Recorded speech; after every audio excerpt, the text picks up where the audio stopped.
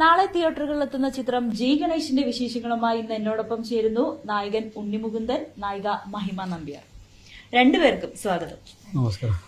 മിന്നൽ മുരളിക്ക് ശേഷം മലയാള സിനിമയിൽ ഇറങ്ങുന്ന ഒരു സൂപ്പർ ഹീറോ ചിത്രമായിരിക്കുമോ ജയ് ഗണേഷ്? അല്ല, ഇത് സിനിമയുടെ ജോണർ എന്താണെന്ന് ഞാൻ പറയുന്നില്ല. ആക്ച്വലി ഐ തിങ്ക് നല്ലൊരു കുടുംബ ചിത്രമായിരിക്കും. കുടുംബങ്ങൾക്ക് വളരെ സന്തോഷത്തോടെ ഈ വിഷുക്കാലത്തും ഈദ് സമയത്തും എല്ലാവർക്കും ഒരേപോലെ ആസ്വദിക്കാൻ പറ്റുന്ന സിനിമയായിരിക്കും. എന്തുകൊണ്ടെന്ന് വെച്ചാൽ, ഞാൻ മാളികപ്പുറം എന്ന സിനിമ വിജയിച്ച് ഞാൻ ഇനി അടുത്തത് എന്ത് ചെയ്യണമെന്ന് വിചാരിച്ചപ്പോൾ I took a small break. ആ സമയത്ത് ഞാൻ ഒരുപാട് സ്ക്രിപ്റ്റുകൾ വായിച്ചുകൊണ്ടിരിക്കുകയായിരുന്നു. ഈ സ്ക്രിപ്റ്റുകൾ നമ്മൾ എൻ്റർടൈൻ ചെയ്യുന്ന സമയത്ത് തന്നെ ഞാൻ പബ്ലിക്കിനെ എല്ലാവരും മീറ്റ് ചെയ്യുമ്പോൾ എല്ലാവരും ആവശ്യപ്പെട്ടത് ഒരു നല്ല കുടുംബചിത്രം തന്നെ ചെയ്യണം. എനിക്കും തോന്നി മാളികപ്പുറം എന്ന സിനിമ എനിക്ക് തന്നത് ഒരു വലിയൊരു റെസ്പോൺസിബിലിറ്റി കൂടിയാണ്. ദാറ്റ് ഈസ് ഒരു ഫാമിലീസ്, ലൈക്ക് കുട്ടികൾ, മുത്തശ്ശിമാർ, അമ്മമാർ എല്ലാവർക്കും ഒരേപോലെ ഒരു സിനിമ ആസ്വദിക്കണം എന്ന് ആഗ്രഹമുണ്ടെന്ന്. അതിന് വേണ്ടിയിട്ടല്ലെങ്കിലും ഈ സിനിമ എൻ്റെ അടുത്ത് രഞ്ജിശങ്കർ കഥയായിട്ട് വന്നപ്പോൾ എനിക്ക് തോന്നി ഞാൻ തേടിക്കൊണ്ടിരിക്കുന്ന സിനിമ ഇതാണെന്ന്. അപ്പോഴാണ് ഞാനും രഞ്ജിത്ത് ഇത് ഒരുമിച്ച് പ്രൊഡ്യൂസ് ചെയ്യാൻ തീരുമാനിച്ചത്. അതിനുശേഷം ഞാൻ ഈ പടം ഡിസ്ട്രിബ്യൂട്ട് ചെയ്യാനും UMF മുന്നോട്ട് വന്നതും. സോ ബേസിക്കലി ഇതൊരു നല്ലൊരു കുടുംബചിത്രമാണ്. ഏത് തരം സിനിമയാണിത്, ഇത് സൂപ്പർ ഹീറോ സിനിമയാണോ ഇല്ലയോ എന്നൊക്കെ, മിന്നൽ മുരളി പോലെയാണോ ഇല്ലെങ്കിൽ നാളെ റിലീസാണല്ലോ, ഒരു ദിവസമെങ്കിലും വെയിറ്റ് ചെയ്ത് I M GLAAD that RDX എന്ന സിനിമയ്ക്ക് ശേഷം മഹിമ ഓൾസോ ഈ കഥ കേട്ടിട്ട് ഭയങ്കര എക്സൈറ്റഡ് ആയി. As an actor. അപ്പോൾ പുള്ളിക്കാരത്തി ഇതിൽ പാട്ടത്ത്. ഉണ്ണിക്ക് ഇതിഹാസങ്ങളിലെ ഇഷ്ടപ്പെട്ട ഒരു കഥാപാത്രം അല്ലെങ്കിൽ ഇഷ്ടപ്പെട്ട ഒരാള് ഗണപതിയാണോ? ഒരുപാട് പേരുണ്ട്. എനിക്ക് ഗണപതിയും ഇഷ്ടമാണ്. എനിക്ക് ഭയങ്കര അതിശയമാണ്. ദാറ്റ് ഈസ് ഗണപതി വെച്ച് സിനിമകൾ അധികം വന്നിട്ടില്ല. അധികമൊന്നുമല്ല, വന്നിട്ടില്ല എന്നാണ്. അതെ അതെ. സോ എന്നാൽ ഈ പടത്തിൽ ഗണപതി ഉണ്ടോ ഇല്ലയോ എന്ന് അഗൈൻ ഒരു ചോദ്യമായിട്ട് എൻ്റെ മുന്നിൽ എപ്പോഴും ഒരുപാട് പേര് ചോദിക്കാറുണ്ട്. ഞാൻ അഗൈൻ പറയുന്നു, ഈ സിനിമ ഫസ്റ്റോളം ഒരു സെൻസ് ഓഫ് മെച്യൂരിറ്റി ആൾക്കാർ കാണിക്കേണ്ടതെന്ന് വെച്ചാൽ ഒരു സിനിമയായിട്ട് കാണാൻ ശ്രമിക്കണം. ബിക്കോസ് ഈ സിനിമയിലൂടെ പ്രത്യേകിച്ച് നമുക്ക് പറയാൻ ആഗ്രഹമുള്ളത് ഒരു കഥ മാത്രമാണ്. ഈ കഥ നല്ല രീതിയിൽ അവതരിപ്പിക്കുക എന്ന് മാത്രമേ ഉള്ളൂ. മാളികപ്പുറം ചെയ്തപ്പോഴും ഇപ്പോൾ അയ്യപ്പനെ ഭയങ്കര കട്ടത്താടിയായിട്ട് ആരും കണ്ടിട്ടില്ല. അങ്ങനെ ഒരു വർണ്ണമില്ല എവിടെയും. എൻ്റെ ഏറ്റവും വലിയ ചലഞ്ച് അതായിരുന്നു. ദാറ്റ് ഈസ് ഒരു കൊച്ചിൻ്റെ കാഴ്ചപ്പാടിലൂടെ അയ്യപ്പനെ അങ്ങനെ കാണിക്കാൻ നോക്കുവാണെങ്കിലും ഇത് എത്രത്തോളം ഈ വിശ്വാസി സമൂഹത്തിന് അത് ഉൾക്കൊള്ളാൻ കഴിയുന്നു, എൻ്റെ ഏറ്റവും വലിയ ടെൻഷൻ അതായിരുന്നു. പക്ഷെ അതിനെക്കുറിച്ചൊന്നും ഡിസ്കഷനൊന്നുമില്ല, വേറെ വഴിക്ക് അത് പോയി. പക്ഷെ എൻ്റെ ഏറ്റവും വലിയ പേടി അതായിരുന്നു. ബിക്കോസ് ഈ പ്രായത്തിലുള്ള ഒരു അയ്യപ്പസ്വാമിനെ നമ്മൾ കേട്ടിട്ട് പോലുമില്ല, ചർച്ചകളിൽ പോലുമില്ല. അപ്പോൾ വലിയൊരു സമൂഹം, പുള്ളിനെ പൂജിക്കുന്ന വിശ്വസിക്കുന്ന സമൂഹം എനിക്കെതിരെ തിരിയും എന്ന് എനിക്ക് ഭയങ്കര പേടിയുണ്ടായിരുന്നു.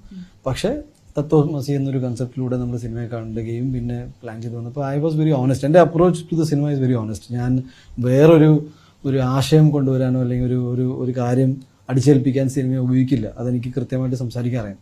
സിനിമയായിട്ട് തന്നെ കാണണം. ഇതൊരു കുടുംബചിത്രമാണ്. ഈ വിഷുക്കാലത്ത്, ഈ വെക്കേഷൻ സമയത്തൊക്കെ ഫാമിലീസ്, സാധാരണ ഒരു കുടുംബം ഒരു സിനിമയ്ക്ക് പോകുമ്പോഴേ ഏകദേശം ഒരു 2000-3000 രൂപയുടെ ചിലവുണ്ട്. അപ്പം ഞാൻ ആ സമയത്ത്, ഇവരുടെ നല്ല സമയത്ത്, ഞാൻ എൻ്റെ അജണ്ടകളുമായിട്ട് ഒരു സിനിമ എടുത്ത് വരാൻ ഞാൻ ആഗ്രഹിക്കുന്നില്ല. ബിക്കോസ് ഇപ്പോൾ നല്ല, ഞാനൊരു സാധാരണ കുടുംബത്തിൽ വന്ന ആളാണ്. എനിക്കങ്ങനെ സിനിമ ബാക്ക്ഗ്രൗണ്ടോ അങ്ങനെയൊന്നുമില്ല. ഞാൻ സിനിമകൾ തിയേറ്ററിൽ കണ്ട് ഇഷ്ടപ്പെട്ട് എനിക്ക് എപ്പോഴെങ്കിലുമൊക്കെ സിനിമ ചെയ്യണമെന്ന് ആഗ്രഹിച്ചു. ദൈവം സഹായിച്ചിട്ട്, ദൈവം എൻ്റെ കൂടെ ഉള്ളതുകൊണ്ട് എനിക്ക് ഗുജറാത്തിൽ നിന്ന് വണ്ടി പിടിച്ച് കേരളത്തിൽ വരാൻ സാധിച്ചു. കേരളത്തിൽ വന്നിട്ട് ഞാൻ ചെയ്ത 1-2 സിനിമകൾ കണ്ടിട്ട് എന്നെ ഒരുപാട് പേര്, എന്നെ പരിചയമില്ലാത്ത ആൾക്കാർ എന്നെ സ്നേഹിച്ചു, എന്നെ വളർത്തി ഇതുവരെ എത്തിച്ചു. എന്നിലൂടെ എനിക്ക് ഇതെൻ്റെ 3ാമത്തെ പ്രൊഡക്ഷനാണ്. എൻ്റെ ആദ്യത്തെ സിനിമയിൽ എനിക്ക് നാഷണൽ അവാർഡ് കിട്ടി. ഇതൊക്കെ ലൈഫിൽ തന്നെ ഒരുപാട് മാജിക്കും മിറാക്കിളൊക്കെ നടന്നുകൊണ്ടിരിക്കുകയാണ്. ഈ സമയത്ത് ഞാൻ വേറൊന്നും അധികം ചിന്തിക്കുന്നില്ല, നല്ല സിനിമ ചെയ്യുക. അപ്പോൾ ഈ പ്രോബ്ലം എന്താണെന്ന് വെച്ചാൽ, എന്ത് ചെയ്താലും ഇതൊരു ഭയങ്കര ഒരു കോൺട്രവേഴ്ഷ്യൽ സ്റ്റേറ്റ്മെൻറ്റും കോൺട്രവേഴ്സിയിലേക്ക് പോയി എത്തുകയാണ് ചെയ്യണം. അല്ലാതെ നമ്മുടെ ഭാഗത്ത്, ബിക്കോസ് ഈ പറഞ്ഞ സിനിമകളൊക്കെ സ്ക്രീനിലെത്തിയതിനു ശേഷം പിന്നെ ചർച്ചകളില്ല. ഈ വരുന്നവരെയുള്ളൂ ഇതങ്ങനെ ആയിരിക്കും ഇങ്ങനെ ആയിരിക്കും. ഞാൻ പറയും, ഇത്രയും ക്യൂരിയോസിറ്റി ഉണ്ടാകുന്ന സിനിമയ്ക്ക് ഗുണം ചെയ്യുന്നതാണ്. ചർച്ചകളുണ്ടാകുന്നു, ഇന്ന സിനിമയുണ്ട്, അങ്ങനെയാണ്. പക്ഷേ വ്യക്തി ജീവിതത്തിൽ എന്നെ ഒരുപാട് വേദനിപ്പിച്ച ചില കാര്യങ്ങളും സംഭവിച്ചിട്ടുണ്ട്.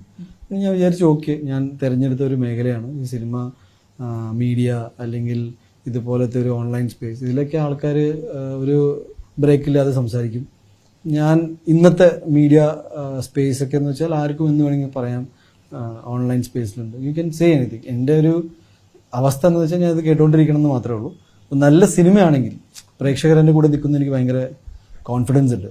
ആ കോൺഫിഡൻസിൻ്റെ പുറത്താണ് സിനിമകൾ നിർമ്മിക്കാനും, ഇപ്പം ഇങ്ങനത്തെ സാഹചര്യത്തിൽ സിനിമകൾ നിർമ്മിക്കാനും അല്ലെങ്കിൽ വിതരണത്തിലേക്ക് എത്താനും ഉള്ള കോൺഫിഡൻസ് സാധാരണ കേരള സമൂഹം എൻ്റെ കൂടെയാണെന്ന് എനിക്ക് ഭയങ്കര ഉറപ്പാണ്.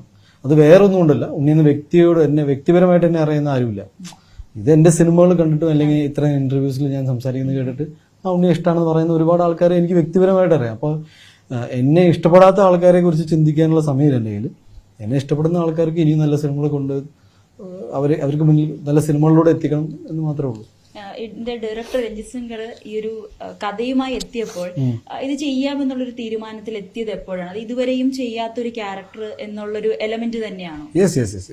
അടിസ്ഥാനപരമായിട്ട് ഞാൻ സിനിമകൾ എടുക്കുന്നത് നല്ല കഥയാണെങ്കിൽ ഇമ്മീഡിയറ്റ് യെസ് പറയും.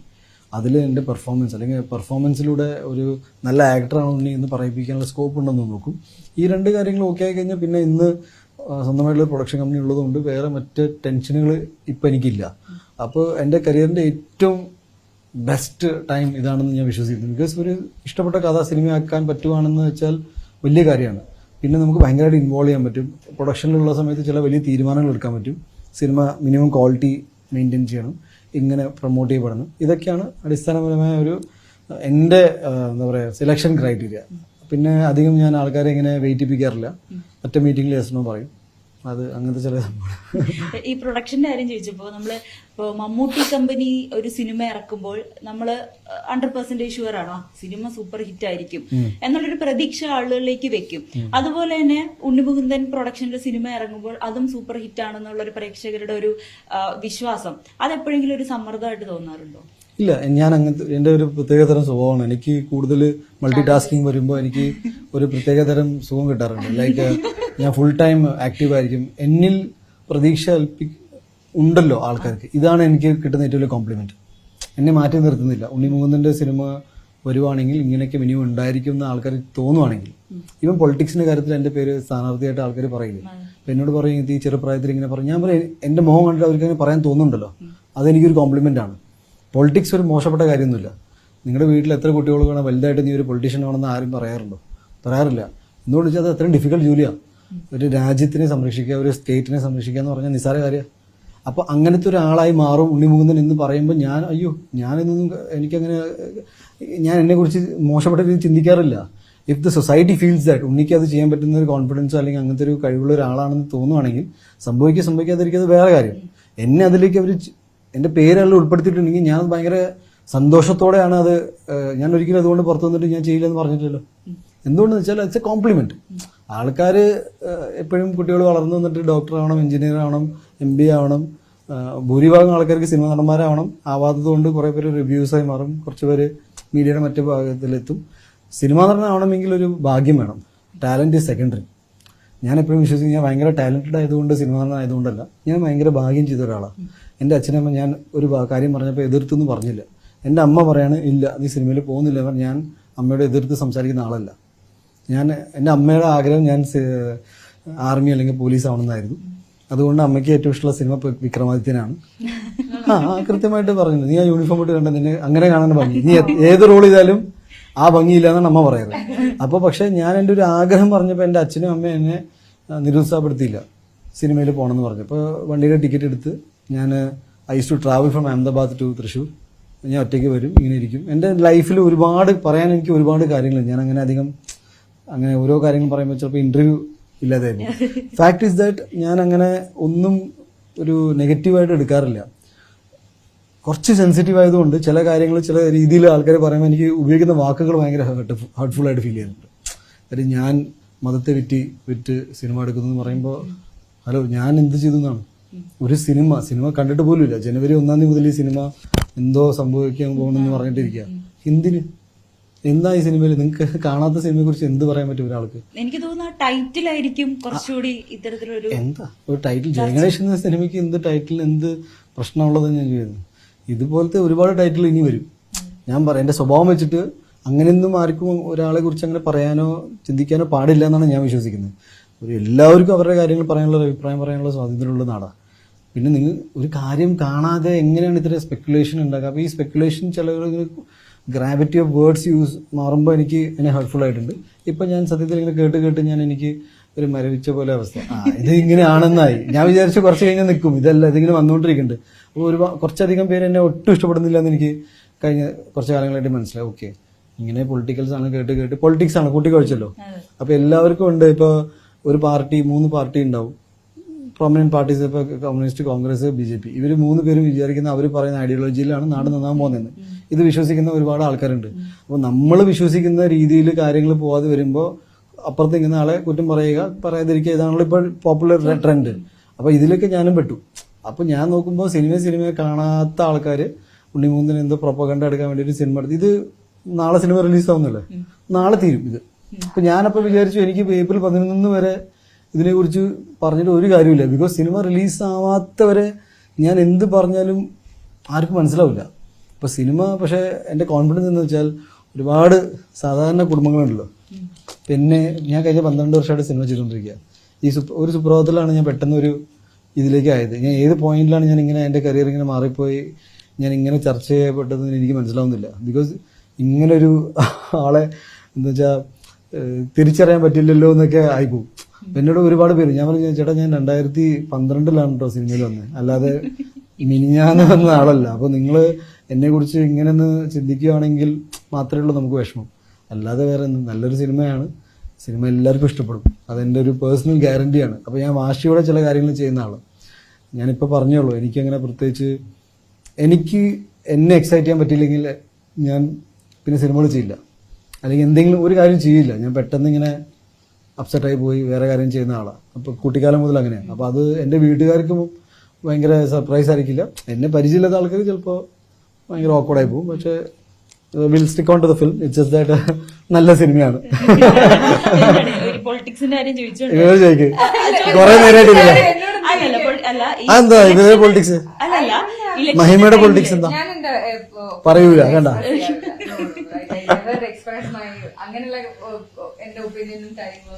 എന്നാ ഞാൻ എക്സ്പ്രസ് ചെയ്യാറില്ല.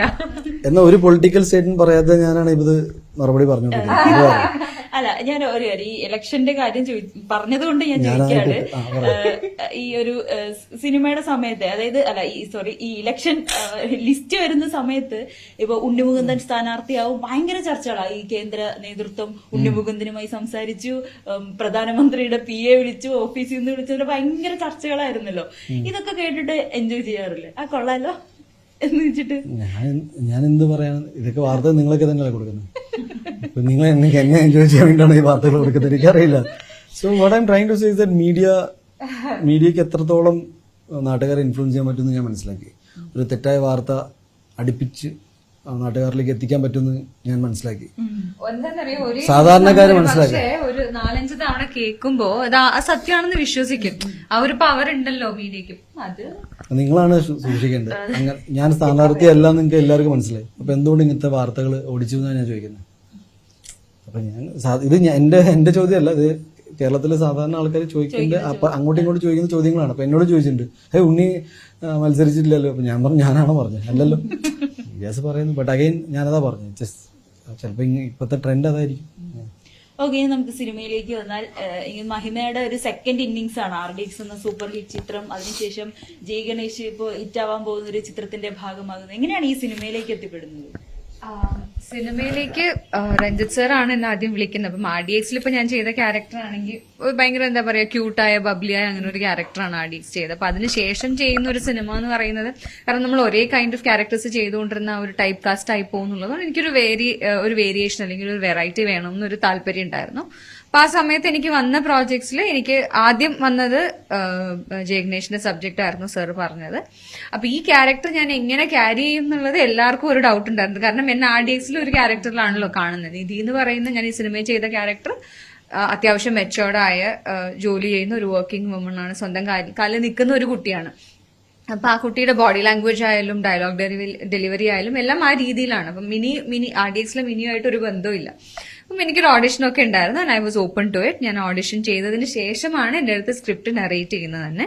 അപ്പൊ എനിക്ക് കേട്ടപ്പോൾ എനിക്ക് തോന്നിയത് എന്താന്ന് വെച്ചാൽ, ഇത് എല്ലാവരും കണ്ടിരിക്കേണ്ട ഒരു സിനിമയാണ്. കാരണം ഇപ്പം സ്പെഷ്യലി ഏബിൾഡ് ആയ ഒരാളുടെ ക്യാരക്ടറാണ്. അപ്പം ആള് ഈ ലിമിറ്റേഷൻസിൽ ഇരുന്നു കൊണ്ട് എങ്ങനെ എന്താ പറയാ, അവരൊക്കെ സൂപ്പർ ഹീറോസ് ആണ്. ശരിക്കും പറഞ്ഞാൽ നമ്മൾ ഡെയിലി ലൈഫിൽ നമ്മൾ ചെയ്യുന്ന കാര്യങ്ങളിൽ ഡബിൾ എഫേർട്ട് ഇട്ടിട്ട് വേണം അവരൊരു കാര്യം ചെയ്യണമെങ്കിൽ. അപ്പൊ അങ്ങനെ വെച്ച് നോക്കുമ്പോൾ ദർ ഓൾ സൂപ്പർ ഹീറോസ്. അപ്പൊ അങ്ങനെയുള്ള ഒരു സൂപ്പർ ഹീറോന്റെ ക്യാരക്ടർ ക്യാരക്ടറാണ്, ഒരു സബ്ജക്റ്റാണ് പറയുന്നത്.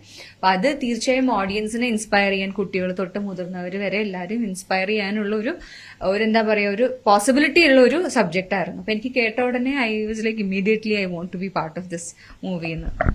ഇപ്പൊ ഒരു സിനിമയില് ഒരു നായിക കഥാപാത്രം എന്നതിനപ്പുറത്തേക്ക് അതിന്റെ സ്ക്രിപ്റ്റ് വായിച്ച്, അല്ലെങ്കിൽ എനിക്കിതിൽ ചെയ്യാനൊരു എലമെന്റ് ഉണ്ട്, അല്ലെങ്കിൽ എനിക്കിതിൽ പ്രധാനപ്പെട്ട ഒരു റോൾ ഉണ്ട് എന്നുള്ള രീതിയിലേക്കുള്ള ഒരു സെലക്ഷൻ ആണോ ഇനി ഇപ്പോൾ നടത്തിക്കൊണ്ടിരിക്കുന്നത് ഒരു കഥ കേൾക്കുമ്പോൾ?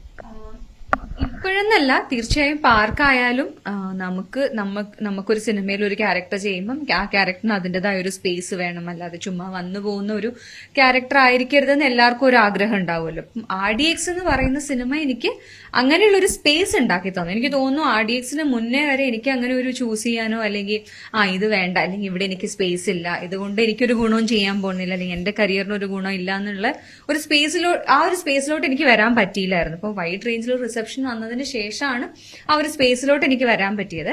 ഇപ്പൊ കമ്മിങ് ടു ജയ ഗണേഷ് ആണെങ്കിൽ, ഗണേഷ് എന്ന് പറയുന്ന ക്യാരക്ടറിന്റെ സപ്പോർട്ട് സിസ്റ്റം ആണ് നിധി. അപ്പം എനിക്ക് അവിടെ ഒരു സ്പേസ് എനിക്ക് ഫീൽ ചെയ്തു, ഒരു എക്സിസ്റ്റൻസ് എനിക്ക് ഫീൽ ചെയ്തു. പിന്നെ പൊതുവെ രഞ്ജിത്ത് സാറിന്റെ മൂവീസിലാണെങ്കിലും ഫീമെയിൽ ക്യാരക്ടേഴ്സിന് എല്ലാം അങ്ങനെ ഒരു സ്പേസ് ഉണ്ടാവാറുണ്ട്. അപ്പം എനിക്ക് ബ്ലൈൻഡ്ലി ട്രസ്റ്റ് ചെയ്യാം. പിന്നെ വർക്ക് ചെയ്യുമ്പോഴായാലും നമുക്ക് മനസ്സിലാവുമല്ലോ ഒരു വർക്കിംഗ് സ്പേസ് എങ്ങനെയാണ്, ഒരു അറ്റ്മോസ്ഫിയർ എങ്ങനെയാണെന്നുള്ളത്. ഭയങ്കര സപ്പോർട്ടീവായ ടീമായിരുന്നു. ഉണ്ണിയായാലും ഹീസ് എക്സ്ട്രീംലി സപ്പോർട്ടീവ്. ഒരു നല്ല കാര്യം കണ്ടാൽ അത് നല്ല കാര്യം അപ്രീഷിയേറ്റ് ചെയ്യാനുള്ള ഒരു മനസ്സ് എത്ര പേര് കാണിക്കും, എത്ര ഹീറോസ് കാണിക്കും എന്ന് എനിക്കറിയില്ല. പക്ഷെ ആ ഒരു അപ്രീസിയേഷൻ തന്ന് ആ ഒരു ബൂസ്റ്റപ്പ് ചെയ്ത് ചെയ്യുന്ന ഒരു ആംബിയൻസ് ആയിരുന്നു, ഒരു അപ്പിയറൻസ്, ഒരു സ്പേസ് ആയിരുന്നു എല്ലാവരുടെ അടുത്തും. I thoroughly enjoyed. ഇതില് വീൽ ചെയറിൽ പാഞ്ഞു പോകുന്ന ട്രെയിലറിലൊക്കെ നമ്മൾ കാണും. വീൽ ചെയറിൽ എനിക്ക് തോന്നുന്നു അത്ര എളുപ്പമല്ല അങ്ങനെയൊക്കെ ചെയ്യാന്നുള്ളത്. അതിന് ഭയങ്കര ഡിഫിക്കൽട്ടി ഇല്ലായിരുന്നു? വീൽ ചെയർ യൂസ് ചെയ്യാൻ വലിയ ബുദ്ധിമുട്ടുണ്ടായില്ല. പക്ഷെ ഈ സിനിമയുടെ ഏറ്റവും ഇൻട്രസ്റ്റിംഗ് ഏരിയ അതാണ് പറഞ്ഞത്. രഞ്ജിത്ത് പേടിച്ചു എന്ന് പറഞ്ഞ സംഭവം ഞാനും എന്ന് വെച്ചാൽ സ്ക്രീൻ പ്ലേ ഉണ്ടായിട്ടും ഗണേഷ് ഇതിലേക്ക് എന്ന കഥാപാത്രം നമ്മൾ വീൽ ചെയറിൽ വെച്ച് ഒരു വ്യക്തിനെ പ്ലേസ് ചെയ്യുമ്പോൾ എന്തൊക്കെയായിരിക്കും ബുദ്ധിമുട്ടുകൾ നമുക്ക് അറിയേണ്ടായിരുന്നു. ഇപ്പോൾ സാധാരണ ഇതിലൊരു ചെറിയൊരു കോറിഡോറിൽ ഞാനിങ്ങനെ പേടിച്ച് ഡയലോഗ് പറഞ്ഞ് ഓടിക്കൊണ്ട് പോകുമ്പോൾ ഞാൻ ഒന്ന് ഇങ്ങോട്ട് നോക്കിയ വീൽ ചെയർ എനിക്ക് അത്രയും കംഫർട്ടബിൾ പോയിട്ട് ഞാൻ ചുമരിൽ ഇടിക്കുക ചെയ്യണം. പിന്നെ നിങ്ങളത് part of the screen play ആയി വെച്ചു. ആ പാനിക് സിറ്റുവേഷനിൽ അത് അങ്ങനെ സംഭവിക്കും എന്ന് വിചാരിക്കുന്നു. സാധാരണ രീതിയിൽ ചിലപ്പോൾ അങ്ങനെ ആവില്ലെന്ന് നമുക്കറിയില്ല. ഞാനും റെഫറൻസ് പോയിന്റ് വെച്ചില്ല. ഒരു വീട്ടിലേക്ക് കയറുന്ന സമയത്ത് ചെറിയൊരു ബാലൻസ് തെറ്റിയപ്പോൾ ഞാൻ ബാക്കിലോട്ട് വീണുന്നുണ്ടായിരുന്നു. എന്നോട് ഒരുപാട് ഈ വീൽ ചെയറിലിരിക്കുന്ന കുറച്ച് ചേട്ടന്മാരെ എന്നോട് പറഞ്ഞത് അവർക്ക് ഭയങ്കര ഹേർട്ട്ഫുൾ ആയ സംബന്ധിച്ചാൽ അത് അയ്യോ ഉണ്ണിക്ക് എന്തെങ്കിലും പറ്റുമെന്ന് ചോദിച്ചിട്ടുണ്ടായിരുന്നു. ഞാൻ പറയില്ല ചേട്ടാ, അത് വീൽ ചെയർ ഇങ്ങനെ ഡിസൈൻ അങ്ങനെ തല ഇടിച്ചില്ല എന്ന് പറഞ്ഞു.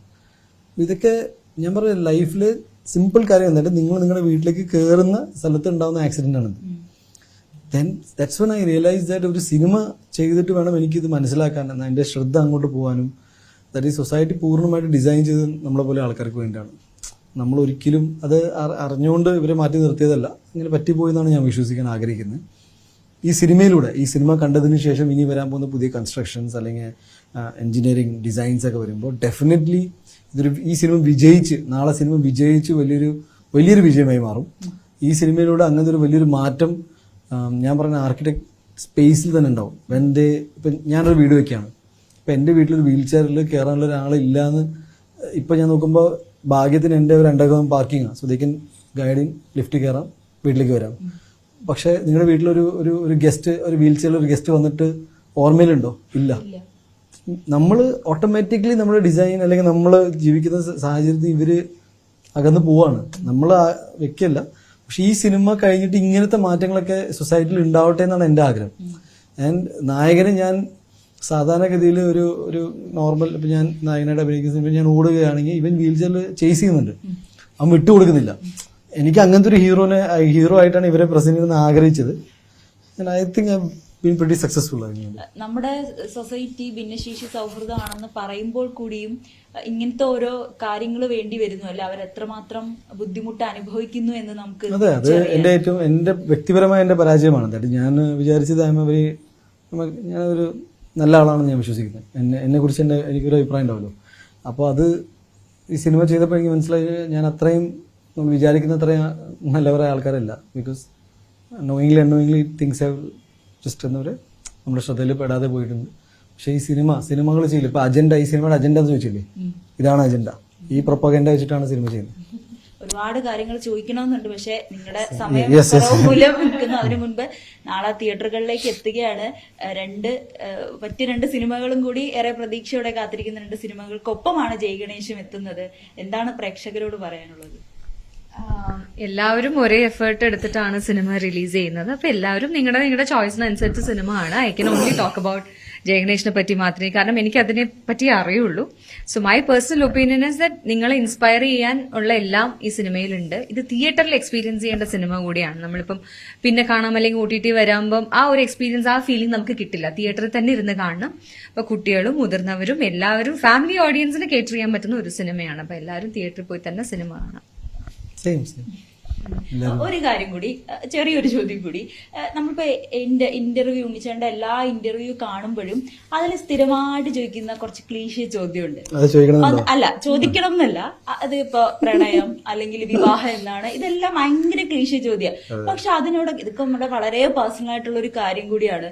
ഇതിങ്ങനെ ആവർത്തിച്ച് ചോദിക്കുമ്പോഴും അതിനെല്ലാം വളരെ കാമായിട്ട് നിന്ന് ഉത്തരം പറയുന്നത് കണ്ടിട്ടുണ്ട്. എനിക്ക് തന്നെ നമ്മൾ ആ ഇന്റർവ്യൂ കാണുമ്പോൾ ഇത് എന്ത് ചോദ്യം, ഇതൊക്കെ മാറ്റി പിടിക്കേണ്ട സമയമായില്ലേ, അങ്ങനെ സ്വയം തോന്നിയില്ലേ ഏതെങ്കിലും ഒരു ഇന്റർവ്യൂ ചെയ്യുമ്പോ ഇത് ചോദിക്കരുത്? ചോദ്യങ്ങൾ വരുന്നത് എന്നോടുള്ള ഇഷ്ടം കൊണ്ടാണെന്നാണ് ഞാൻ വിശ്വസിക്കുന്നത്. അല്ലാതെ എന്നെ ഉപദ്രവിക്കാനും എന്നെ മാനസികമായിട്ട് തളർത്താനുള്ള ചോദ്യങ്ങളല്ല ഞാൻ വിശ്വസിക്കുന്നു. സാധാരണ ഒരു കല്യാണത്തിനെ കുറിച്ചാണെങ്കിൽ എന്റെ പ്രായം വെച്ച് നോക്കുകയാണെങ്കിൽ സാധാരണ രീതിയിൽ കല്യാണം കഴിക്കേണ്ടതാണ്. എന്തുകൊണ്ട് കഴിക്കുന്നില്ല? അപ്പൊ ഒരു വ്യക്തിയുടെ താല്പര്യം ഉള്ളതുകൊണ്ടായിരിക്കും ചോദിക്കേണ്ടാവുക. ഇതേ പ്രായത്തിൽ കല്യാണം കഴിക്കാത്ത എത്രയോ പേരുണ്ട്, പക്ഷെ അവരോട് ആരും ചോദിക്കുന്നില്ല. അറ്റ്ലീസ്റ്റ് ചോദിക്കുന്നുണ്ടല്ലോ. അപ്പൊ ഈ ചോദ്യത്തിന് പുറത്ത് ഞാനും ഓർക്കുന്നില്ല, കല്യാണം കഴിച്ചിട്ടില്ല, കല്യാണം കഴിക്കണം, ഈ തിരക്കൊക്കെ കഴിഞ്ഞാൽ നോക്കാം.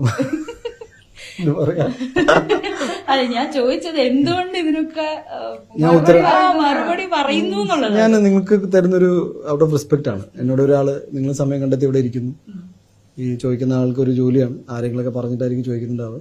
എനിക്ക് നിങ്ങളുടെ ചോദ്യങ്ങൾക്ക് മറുപടി തരാൻ താല്പര്യമില്ല എന്ന് പറയാൻ എനിക്കറിയാം.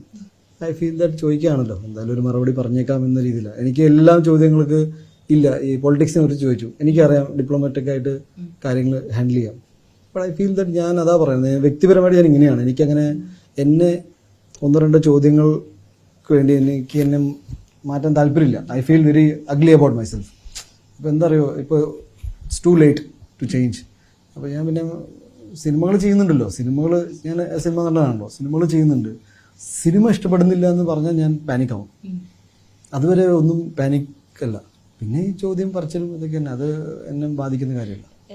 ഏറ്റവും കോമഡി എന്ന് വെച്ചാൽ ഈ സിനിമയെ പറ്റി ഇത്രയൊക്കെ സംസാരിക്കുമ്പോഴും അവസാനം അത് ഒരു ഓൺലൈൻ മീഡിയ അല്ലെ ഇതിൽ വന്നാലും അവരിടുന്ന ടാഗ് ഉണ്ണിമുകുന്ദൻ കല്യാണത്തെ കുറിച്ച് തുറന്നു പറയുന്നത്, ഇങ്ങനത്തെ ഒരു ടാഗ് ഇരിക്കും.